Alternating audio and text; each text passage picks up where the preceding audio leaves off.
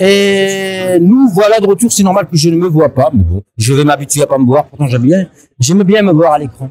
Est-ce que c'est bon? Oui, ben, on y est, ben voilà, on est toujours en direct. Et ce matin, j'ai reçu Françoise, qui était la présidente du FIP. Il était normal que je reçoive l'autre président, le président de la GFIP. Bonjour. Merci d'avoir accepté notre invitation. Merci de prendre le temps pour nous. Et alors, je voulais juste, avant que vous commenciez, expliquer prendre un cas concret. C'est quoi la GFIP? Souvent, on nous dit, oui, ben, c'est des structures qui sont là pour aider. Moi, quand j'étais jeune, j'arrivais dans la vie active. Il fallait que je travaille. Pour aller travailler, il me fallait une voiture. C'était très compliqué. Je commençais dans la vie, donc j'avais pas beaucoup d'argent. Eh bien, mon premier job, je l'ai eu parce que j'ai été aidé pour acheter la voiture quand j'étais tout petit. Et donc, concrètement, c'est aussi ça, la GFIP. Alors, on est très heureux de vous recevoir aujourd'hui. Grosse actualité, j'imagine. Beaucoup de choses à faire. Vous avez été, vous êtes là depuis pas très longtemps, je crois. Ça fait 1 an ou 2, vous êtes président. Septembre 2024. Ah, c'est tout récent. Absolument. Alors, comment allez-vous et comment va la GFIP?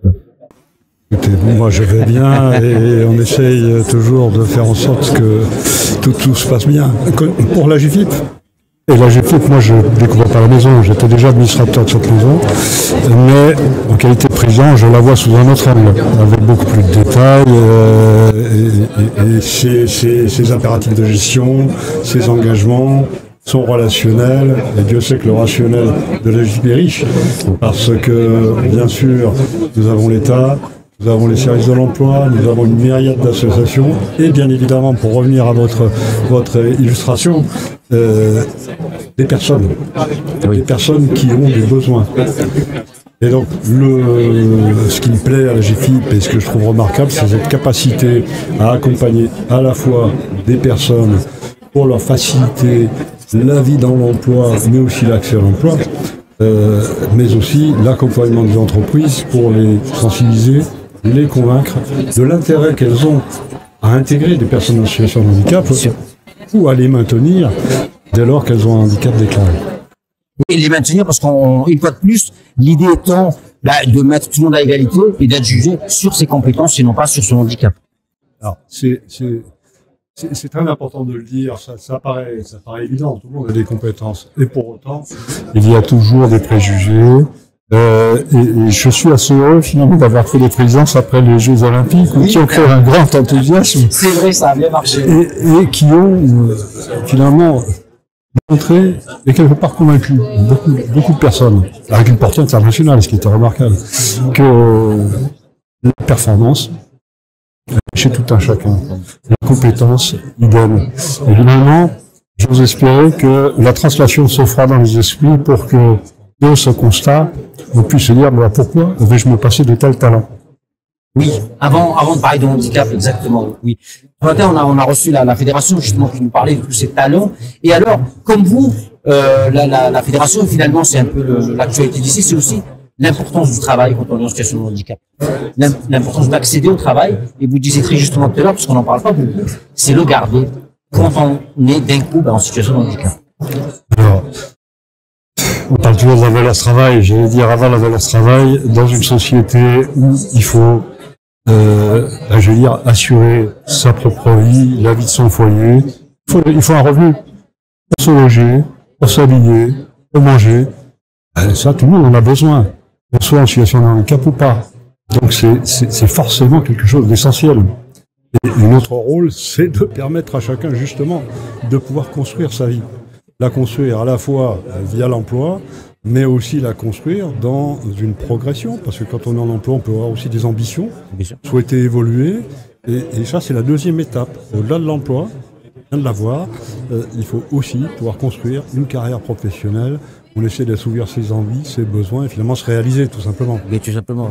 Comment, parce qu'en fait, l'entente, je vais reformuler ma question, pardon. Je sais qu'elle est très bonne, mais quand même, comment ça se passe avec le FIP qui, lui, a la partie plutôt fonction publique? Et vous faites pas mal de projets ensemble quand même, vous êtes pas mal de conférences. Aujourd'hui, je crois que vous êtes associés aussi dans les différentes affiches qu'on peut voir. Je trouve que c'est vachement intéressant de concilier privé et public pour dire on est tous là pour faire la même chose, en fait, pour aider. Alors, effectivement, a priori, comme il y a deux fonds, on dit deux sujets. En fait, ce sont deux sujets à la marge, mais au départ, c'est un même sujet.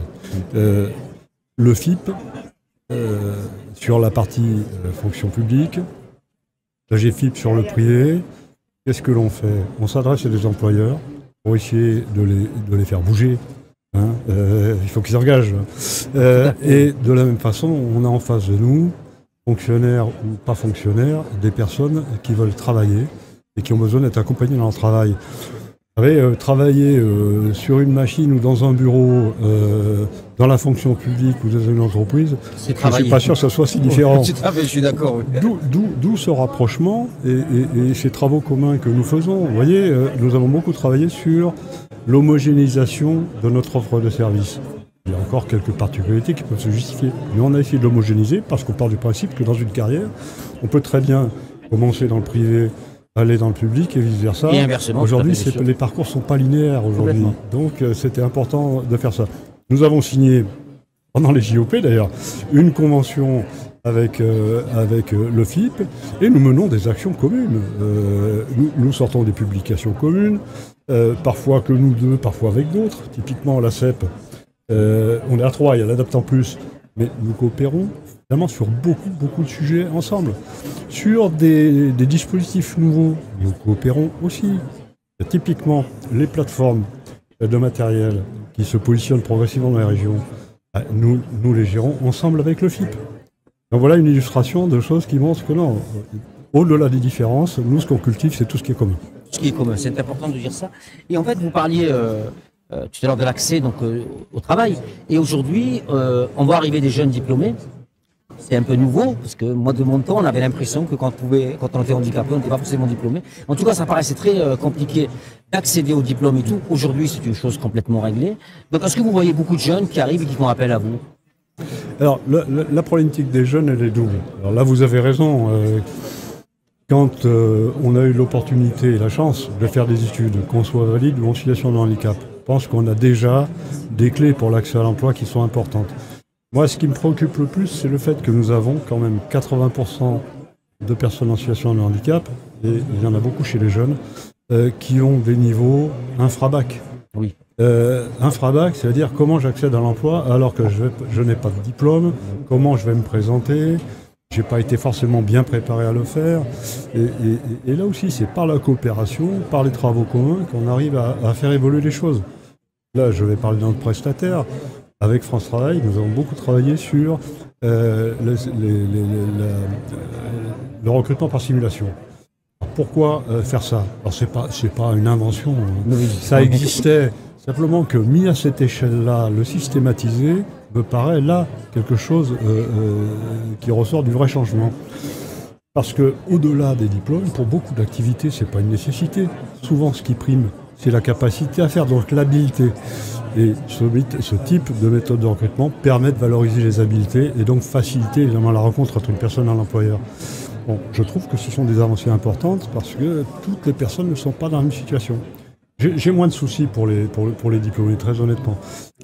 Même s'il peut y avoir encore des difficultés, parce qu'il faut aussi que l'entreprise soit préparée à accueillir une personne qui peut avoir tel ou tel type de handicap et qui demande quelques aménagements, quelques réflexes de management qui ressortent d'une préparation. Mais ça me paraît moins critique que tous ces jeunes que l'on voit qui n'ont pas eu la chance de faire des études ou pas la capacité et qui pour autant sont capables de faire des choses. Ils sont capables de faire des choses, tout à fait. C'est vrai, c'était important d'en parler. Après, avant de vous libérer, je rappelle que c'est très très gentil d'avoir pris du temps pour nous. C'est quoi l'avenir, les gros chantiers de la GFIP?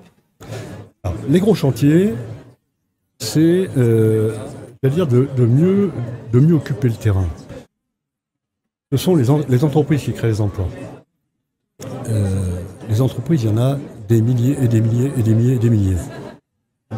Pour la GFIP, je ne prétendrai pas que la GFIP va changer le monde. C'est 500 personnes. Alors certes, sur tous les territoires, d'hommes comprises d'ailleurs, mais ce sont 500 personnes.